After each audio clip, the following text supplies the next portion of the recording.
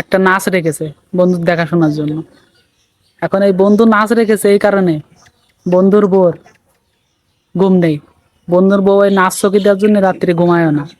ঠিক আছে, এখন এই পরিবেশের অবস্থার পরেও বন্ধুর শরীরে তেমন উন্নতি আসছে না। কারণ বন্ধু গেছে এক বড় ডাক্তারের কাছে, যার পরে ডাক্তারে বলেছে যে অপারেশন করতে হবে। তো অপারেশন করার কথা যখন বলেছে, তখন এই অপারেশন যখন করতে যাবে তার আগে বন্ধু বলতেছে তার বউকে যে আমি যদি মারা যাই, তখন বন্ধু তার বউকে বলছে যে শোনো, আমি যদি মারা যাই তো তুমি এই ডাক্তারকেই বিয়ে করবে, কারণ আমি চাই না যে আমাকে যে খুন করেছে আমার সেই খুনি শান্তিতে থাকুক। ঠিক আছে, এখন গল্পটা শুনে আপনারা কি বুঝলেন অবশ্যই জানাবেন।